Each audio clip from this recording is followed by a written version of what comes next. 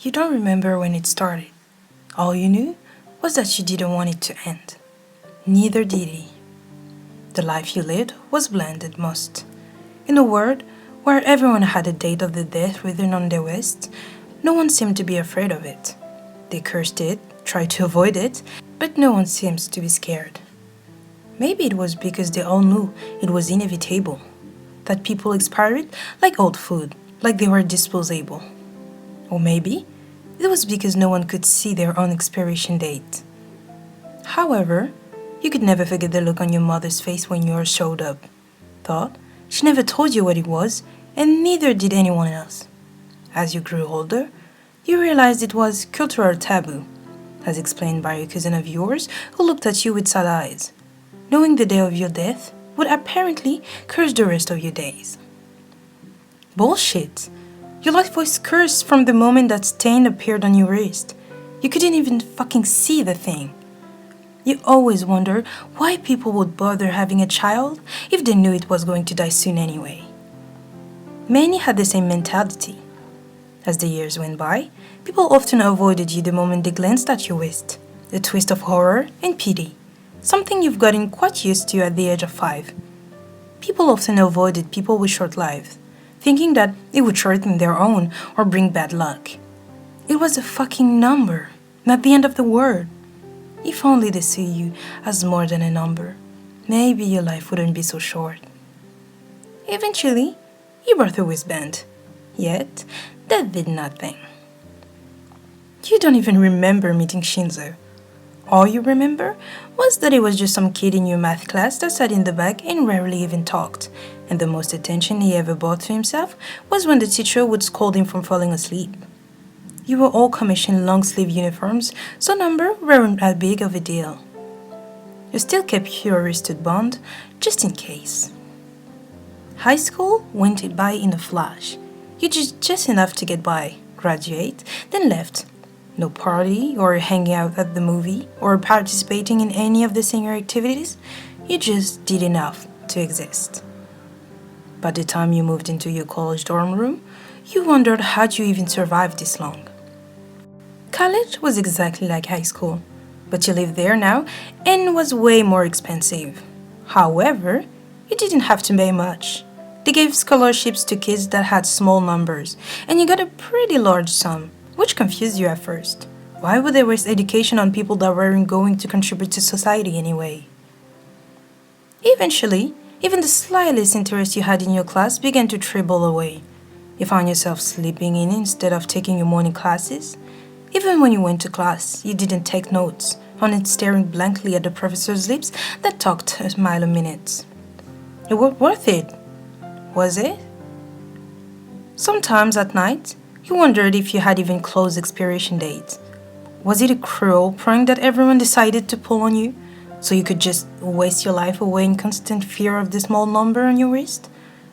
This continued on for a month, until one night, you couldn't be alone with your thought and went to a bar. Getting a fake ID was easy. There was this guy in your class that sold unsavory things but also makes IDs. And he basically made it for everyone who wasn't a cop. You always wondered why he chose to do the things he did with a little care about the repercussion. Until you saw the date on his wrist when he handed you the card. He had little over 2 weeks left. You reminded yourself to thank him before he died. You've experimented with alcohol before in high school. Not enough to get blackout drunk, but enough to ease your sorrow on a particularly naughty Saturday night. However, you were no longer at your parents' house and no longer had easy access to cheap beer like you used to. Dragging down that cold liquor down your throat, you watched the football game on the TV aimlessly. You didn't care so much, but it was better than trying to make small talk with the bartender. You briefly nothing the flock of purple hair sitting right next to you. Staring at you with a frown on his face, he recognized you from high school, but never talked to you enough to care. "You okay?" he asked, nudging you aside with his elbow. You jumped, not even realizing there was someone sitting next to you. "I'm good," you replied, face twisting into a frown. Shinsou, right? I think I remember you from high school." "Me too," he admitted it, a lopsided grin on his face.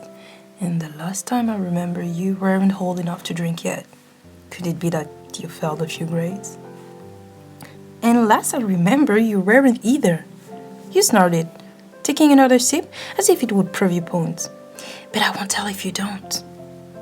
I think you can consider this a deal. You sat in a semi-comfortable silence for a while, watching the game on the screen.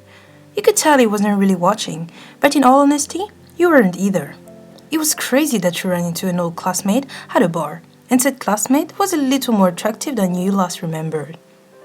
So, how's college been treating you? He asked, tearing his gaze away from the TV onto you. You swallowed your drink in your hand. Well, obviously, not as great as the movies made it seem. You? I wish I could argue with you. He mused his strong drink in his hand, but college has been kicking my ass. Sure, the classes... You murmured, slipping the glass between your lips, feeling a slight buzz in your head. To be honest, the alcohol at the bar no better than the cheap stuff you used to have at your parents' home. You don't sound too sure, you know. He quirked an eyebrow at you, urging you to continue. You bite the inside of your cheek. Do you ever wonder why the universe decided to display our expiration dates? You said, the alcohol serving as a true serum, and we can't even see them ourselves. It's sad and fucked up that we can't even enjoy for ourselves, you know? He looked at you, and you wondered if you had said too much. If you had said something that justified your life, if you had said something that implied that your expiration date wasn't the only reason why you found yourself alone. Yeah, he admitted, making your eyes widen slightly. I think about it all the time. He pulled on his sleeve, and your throat tightened on the date. January 1st, 2020. He was going to die in 3 months. To be honest, I kinda got over it a long time ago. He shared, and he couldn't stop staring in horror at number on his wrist. When it first appeared, kids were scared of me. I mean, didn't help that I looked intimidating too. But you know, people raise their kid like that, so I used to be depressed about it, but I guess I'm okay with it now, and I've accepted it. 3 months to live. Why would I live in self-pity? You faced him stunned. How do you know the day? I maybe kinda somewhat pressured some poor kid into telling me. Shinsou triggered, playing with the hem of his sleeve. Then his friend confirmed it. I thought that if I was going to live in fear, might as well know what I'm afraid of, you know? He bit the inside of your cheek. He was right, in a sense.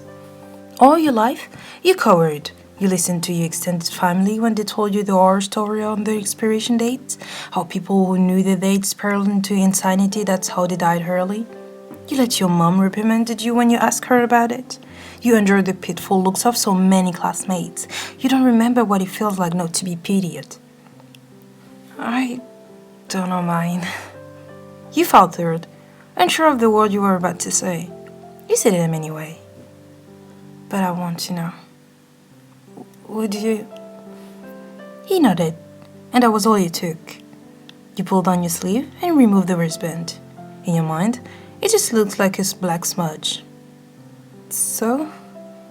You inquired, furrowing your eyebrow. What does it say? You expected Shinsou to react in a pitiful way. Instead, it looked at you with wide eyes, horrified almost, like the expression on your face almost a moment before. January 2nd, 2020.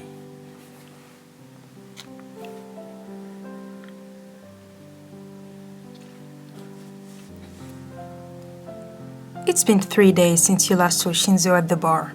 3 whole days since he gave you his number.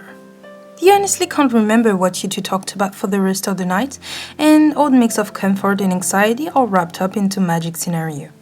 How the two of you ended up so unlucky, but were lucky enough to find each other, was something you may never know the answer to. All you know is that you somehow ended up exchanging number before you left the bar, leaving you alone with your thought and a twinge of acceptance. Life, for the most of part, was the same. For your psychology class, you were meant to do a research project with your group. It was a simple enough task that just mildly time-consuming at most. But as you sat at the edge of the bed with your notebook in your hand, you couldn't find the will to even pick up your pencil. You felt useless, but you knew that was all you were good for anyway. A placeholder. Taking a shaky breath, you set down your material on your desk, then lie down staring at the popcorn ceiling. You tried to make a picture like you used to do as a kid, but you couldn't see anything. Maybe it was because your creativity was maxed up in the middle school, or maybe it was because you were about to reach your limits. You didn't even realize that you dialed his number until he replied. "Hello?" he asked on the other line, and you panicked. Staring at his contact on your screen, you trembled slightly. Why did you even call him? It was late and he was probably busy, and are you busy? You made sure, still doubting of yourself. After all, it was a school day and he was probably stressing as much as you were. No, not really. He chuckled, and you could hear the shuffling of paper in the background. It was a straight-up lie, but you had a feeling that he wouldn't admit it if you asked. I'm sorry, No, it's totally fine. He laughed slightly, making you feel a twinge better. For someone who looked so dead all the time, Shinsou had a pretty nice laugh. My roommate's gone out to party tonight and I was feeling a bit lonely anyway.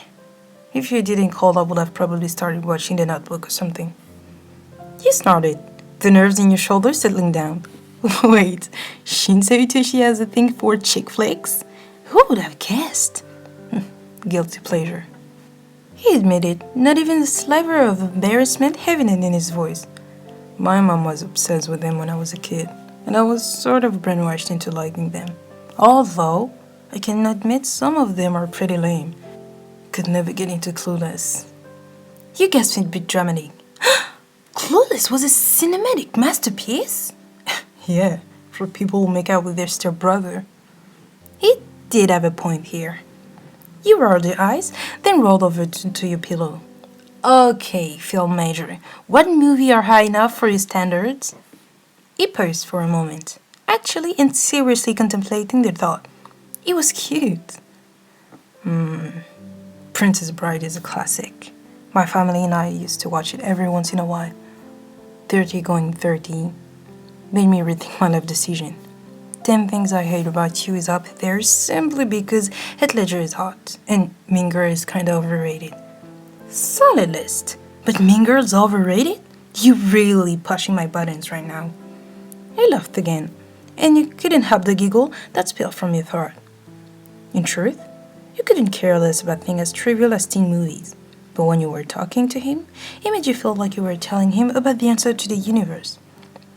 No, but seriously, you mused. Besides being a movie expert, what else do you do with your time? His laughter died down a little, and panic blowed in your chest. Were you taking this too fast? Did you notice that your tone went from friendly to borderline flirty? It wasn't like you flirted with anyone before. Shinsou hummed, his voice a lower octave, and you could just hear a smirk on the other end of the phone.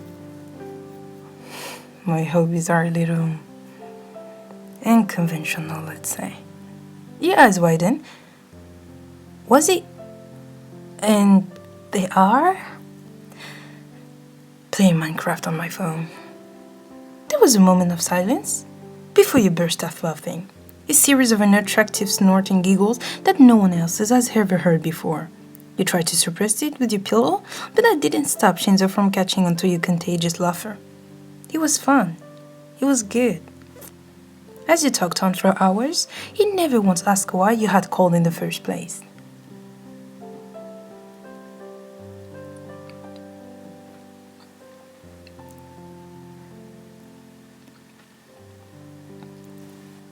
So, who's the lucky guy? Kenzo whispered to you, making you jump slightly. What do you mean? You were in the middle of your economic class listening to your professor drone on and about things you probably wouldn't need in a couple of months. Everyone was either half asleep or on the phones, and you were no exception. You stopped listening after the first 10 minutes. To be honest, you weren't really listening to the lecture. Instead, you were listening to a song Shinsou recommended you. You had great music taste. Seriously? You've been glowing for the past couple of weeks. Kenzo complimenting, nudging you. You blinked. Unbelievable. The weather has dropped heavily, causing your skin to not agree with you. Not to mention that you've only been wearing oversized hoodie for the past few days. She rolled her eyes, a teasing look on her face. So you're telling me that you haven't, at least, been talking to someone? Someone who makes you, I don't know, happy? You thought about her comment for the rest of the day. Even when you were on the phone with Shinsou that night, FaceTiming him while doing homework.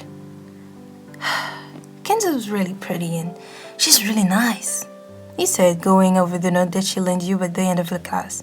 She seriously has some nice note.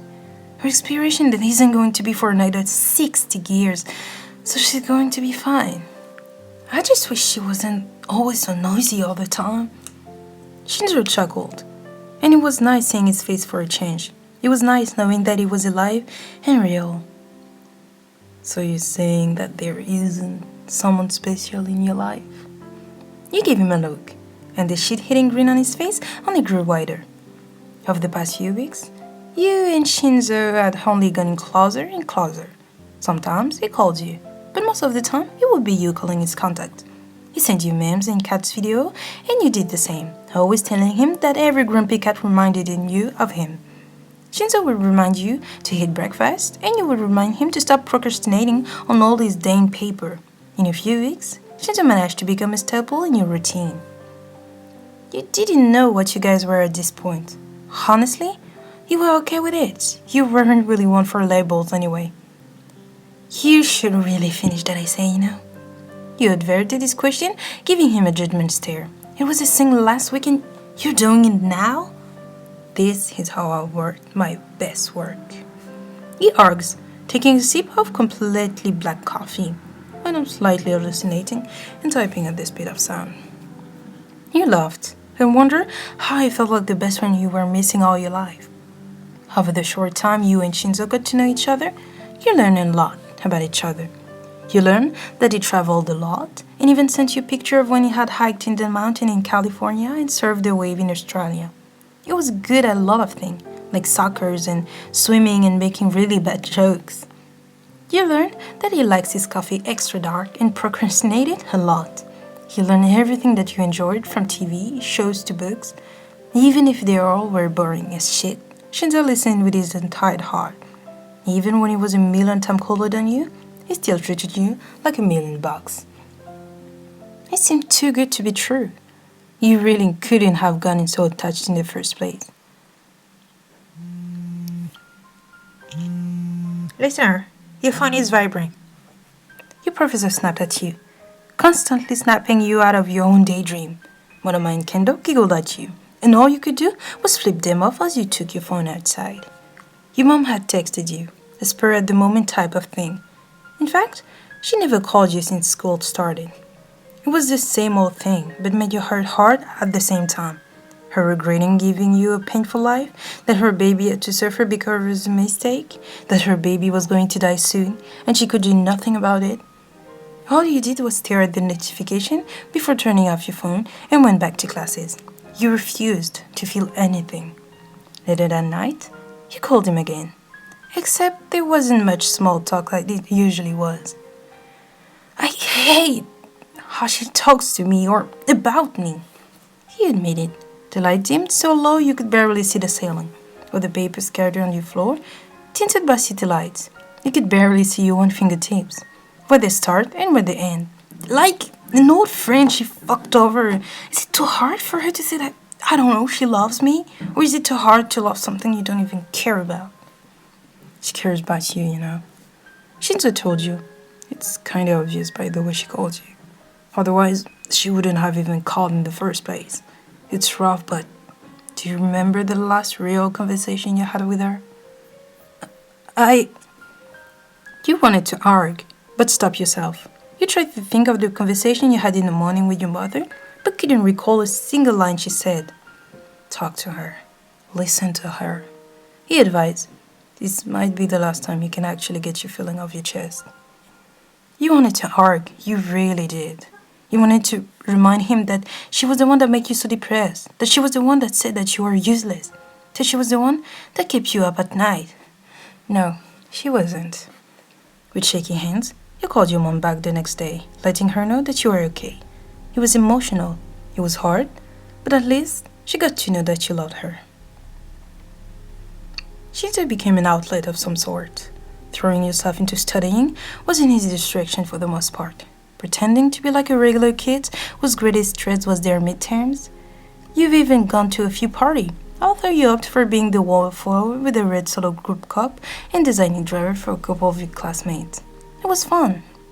Yet, you always find yourself crawling back to Shinsou with your nightmare crawled to your chest. He listened, and it wasn't the awkward type of listening where you felt like you were bothering the person. Shinsou never made you feel like that. Instead, he was silent when you wanted him to be silent, gave you advice when you needed it. He was everything and more.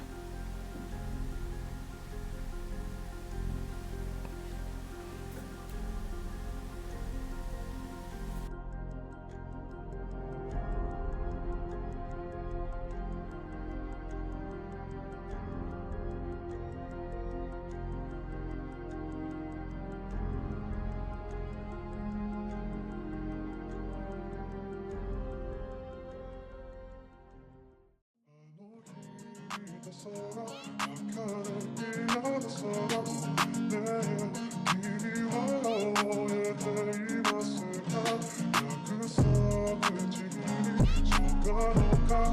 口に